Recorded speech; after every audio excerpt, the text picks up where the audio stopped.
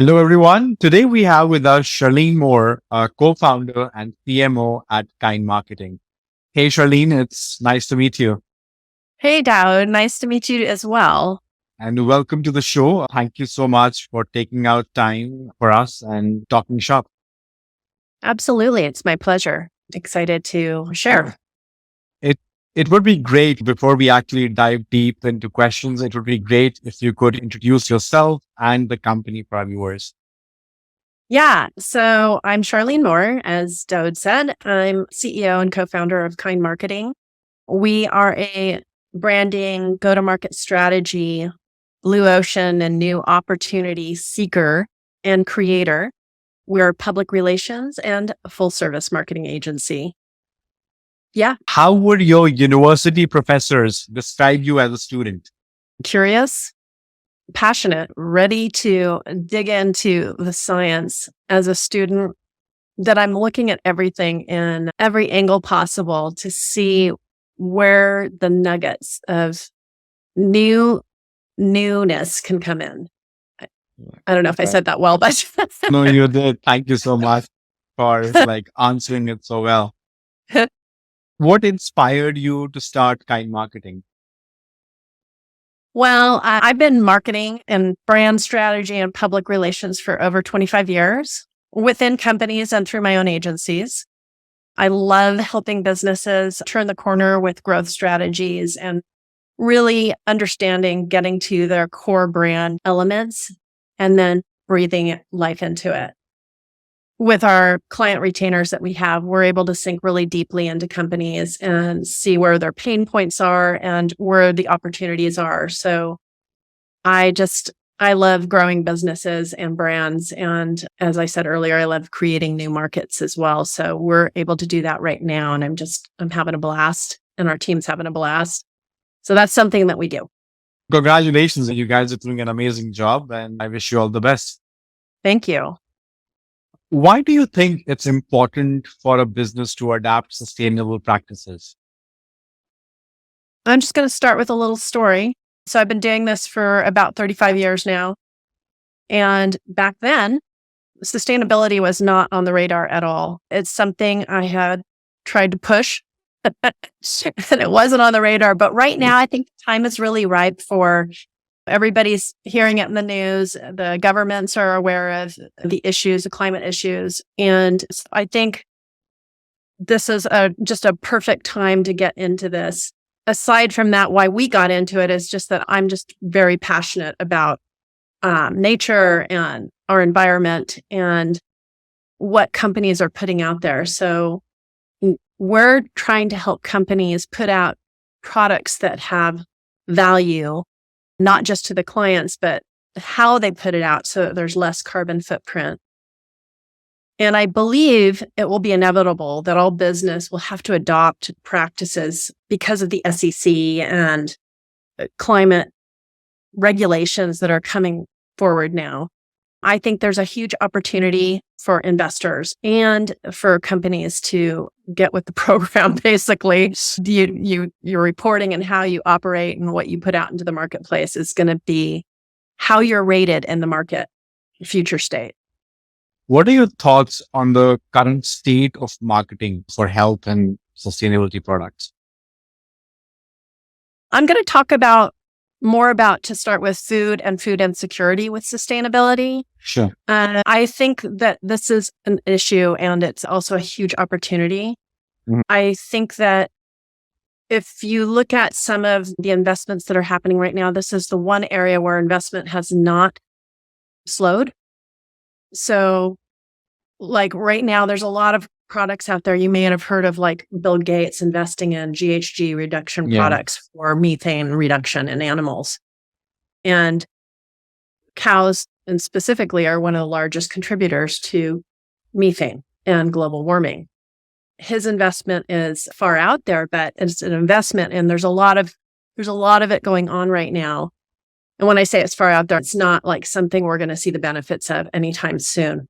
But there are really great natural products out there right now that can reduce methane up to 90%. It just needs to be adopted. I think there's a lot of opportunity happening right now in that area with food, water, around how do we make it last so that we can be a species for longer than 20 years from now. As to health and sustainability, where we start, I think people are tired of hearing the facts that we're already losing species in water, Yeah. which is what I just did. And like even on the West Coast, it's becoming a commodity. I think it's so in our face that people in the industry need to figure out a way to inspire people in products and the labels and educate and give them some hope, and what they buy matters. So absolutely. I think that answers your question.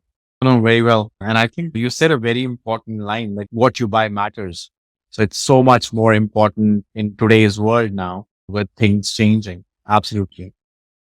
Now, talking about challenges, are there any specific challenges that you have faced while marketing these products? So I think anytime you're creating a new market, there's a challenge, and it's to get people to adopt it. When you're from a B2B standpoint, large companies have processes in place, and it's never easy to get them to change that big ship direction and have their processes and how they operate and getting them to report. So these are really big challenges that are going to have to happen, that are going to have to be dealt with, I should say. And it's not going to be quick, but I do think those are really big challenges. I think a lot of mid-sized companies are trying to do it all, and there's just no way that they're going to be able to do everything. They're going to need to have specialists come in and help hold their hand to get them where they need to go. I think the other challenge is companies work in, they're compartmentalized, a lot of the bigger companies. So departments don't necessarily talk to each other. And I think that there needs to be, and there's a risk in that the brand is not always playing out throughout how things are developed. And so I think that there's a need for companies to hire somebody who can just look at the full picture and help. They don't have a sustainability person there. And even now, marketing plays a role in sustainability, not from a greenwashing standpoint, but from a reality standpoint, and keeping true to the brand and letting people know exactly where the brand is right now. No brand is perfect, but where it wants to go. So here's your reporting. Here's where we could really, where we're falling down a little bit, but here's our plan to get beyond that. So that if somebody follows a brand and they follow that reporting, or the financial industry is following it, being transparent is key. And a lot of companies that I've known of, they don't necessarily want to communicate those things where they're not doing well. And I think nobody expects you to do well. If a consumer expects you to do well 100% of the time, then they don't know business. That's not a reality. Yeah. So those are some of the challenges. And then for wellness, I meant some of the consumer challenges is obviously it's claims. You don't want to claim anything that can be construed as a drug. Yeah.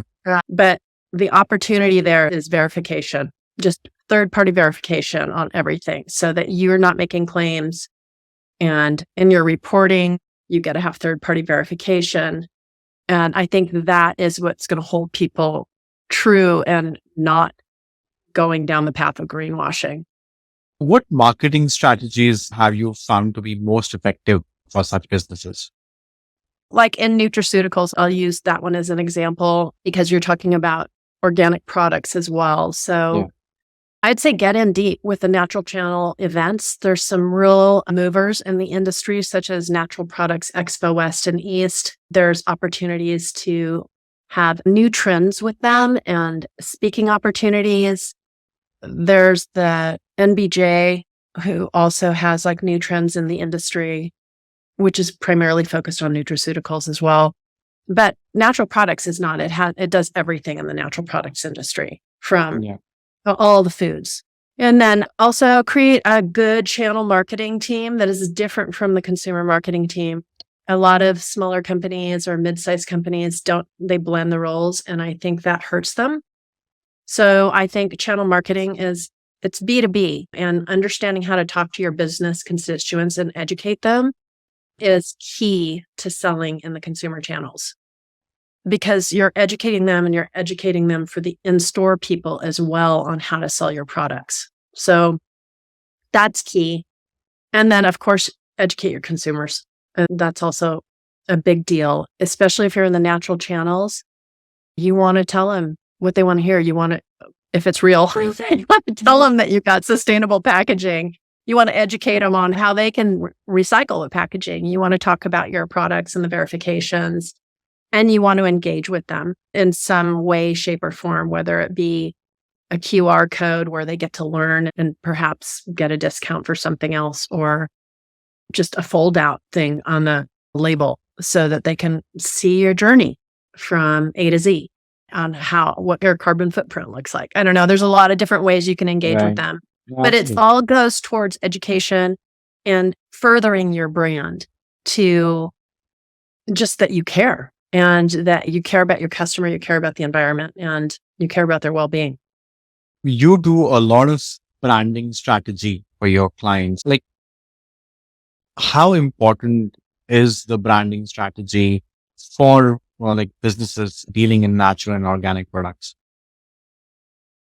I don't think it matters what industry you're in, whether you're in the natural products or you're in cybersecurity or you're in some new channel altogether, ag tech. Branding is everything. When your company is not just like say your company is creating white label products to sell into Trader Joe's, then it maybe not be as critical. But when you are having something that's you're known in public, branding is essential, because it talks about your DNA, who you are, what you want to be when you grow up, what's your mission and purpose. I mean, your employees need to know this, and they need to be educated on how to talk about the company. I mean, people that are on your channel here know about the elevator pitch. It's amazing how many people I've interviewed, executives, and I ask them to give me the elevator pitch, and they all tell me a different story. What do you think that does to the market? Yeah. It's confusion. So if you're not all aligned on what the brand is, what it does, what its goals are, and how to communicate, that's whether you're a branded house or a house of brands, you still Right. need to be able to communicate that. Right. How do you think packaging can be used to communicate the brand's values? Oh, I have one more thing about the brand. Sure. I just, over the past, I don't know, 5 years, I've worked with a couple companies, but one in particular comes to mind, and they were always chasing brands Okay. that were doing, the market is a really fast moving market. So they're always chasing brands that had the new product, the new spin on things, and the new whatever. So their brand changed no less than 5 times in 1 year. Again, creating massive market confusion. Even the analysts are like, what is it that you guys want to be when you grow up? It can really backfire if you don't do it right. Okay. Yeah. Yeah, that was what I wanted to say. No, it was a good story to share. It Yeah. explains the importance of branding so much. My next question was, how do you think packaging can be used to communicate the brand's values? I think if you have a really good brand communication and strategy, that your packaging should really sell your value of your company brand and the product brand, if they're two entities. It has to be clear, consistent, high level enough that it can be memorable, Mm-hmm. and always be present so that you're starting to actually brand, like it sticks to people's mind. I think some ways you can do this, again, I already touched on this a little bit, is you could do like QR codes or that tell your story, or a pull out label, engagement offers through stores. Let's see. One of the things you were talking about packaging too is that I think that there's a lot of new opportunities for packaging right now. And I think stores, and I just did another interview with a CPG company that was asking, like, how do we get rid of all these bottles? What are we going to do? This is like millions of bottles that are going into the ocean and rivers and whatnot. So what's the next packaging thing. And there's a ton of science out there right now being done and investment in packaging to make it more sustainable. One of the things I found that was really cool was there's a new technology out there for seaweed. They're creating packaging out of seaweed. Now, it's a far way off, but I'm just saying there's a ton of really fun new technology out there. So they are searching for new ways to do sustainable packaging. What would be your top social media marketing tips for such businesses? I think for B2C, social media is super viable. And you can do a lot of really great sales still on even through social media. I think it's important that you have a brand ambassador or that your internal teams are brand ambassadors. You have a dedicated person that's running it and that your team is educated on how to communicate if there's issues that's on within your personality of your brand. If you're dealing with health and wellness, what those landmines are of what you can and can't say. But I think that it's important and critical, and it's a great investment. I also think if you're with nutraceuticals, having an expert talking periodically on those social channels, whether it's vlogs or blogs or Facebook or LinkedIn, get the expert out there talking and give your brand some real credit, validity, that you're not just a gimmicky thing that's out there, but something people can trust and believe in. What are the latest trends that you see happening in the industry in the coming time? I think that one I'm not actually, Dawood. I'm not really the trends for social. TikTok is really taking off, but it also has a lot of companies that don't want to touch it. Yeah. Because I think in this industry, TikTok is also like a little bit tricky, right? Do you want to go that route? Do you not want to go that route? But in terms of even, let's say, about Facebook, Instagram, like from the trends point of view, what kind of content have you seen get more traction? Is it video content? Is it long form guides like blog posts? I mean, what kind of content do you? It really depends on the industry. I have a client right now, and I don't disagree with their decision that like they just want to, they're B2B and they just want to be on LinkedIn. They may consider Twitter, but they don't want to play on Facebook or Instagram because it's not serious enough for what they're trying to do. It's not the kind of movement that they'll need for that industry to get it to where it needs to go. But when you start talking about B2C, I think that, yes, you can get millions of likes or millions of followers. It can drop off as quickly. What is the value, though? Is it really improving the brand? It's that tangible versus the intangible. So unless you're doing sales that also can show some value, I think that there's a huge drop off in how people shop and what's important to them. And social is chatting. It's videos, but it's not, I don't know. I think people are getting really tired of the bad stuff on social. So I think it's getting a bad rap right now. I'll just say that. What is that one big takeaway that you want listeners to get from this episode? The one big impact or takeaway is I think that for us, making a positive impact starts from the inside. And so whether it's with you and how you can do that for your clients or how companies can do that themselves, you need to get the internal teams aligned so that it's part of the company's DNA. And if something needs to shift, make it shift, because you won't be successful if you don't have everybody on the same page and behind you. It has to come from the top down. And for us, I mean, it's not about hype, but rather integrity, continuity, and the truth. So truth in reporting, let's stop the greenwashing and really just make the change as painless as possible on this transition from reporting and sustainability and how we get there and making the world a better place. Charlene, in the end, I like playing a quick rapid fire round of 3 to 5 questions. Okay. Ready? Yep. Perfect.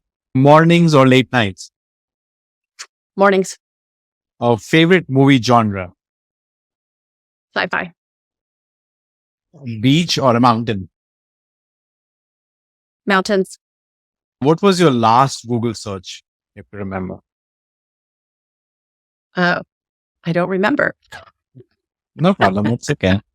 Which means it has been a long time since you have done any Google search. No, it's not a long time. It was just, it was on Apple. I did Apple, Okay. an Apple search. Yeah. Okay. What was the last book you read? Are you into books? I am into books. I'm actually reading it right now. It's the Tony Robbins Life Force. Okay. Charlene, thank you so much for your time. It was lovely having you. Thank you for sharing all the advice and the nuggets. I really had a good time. I did too, Dawood. Thank you so much.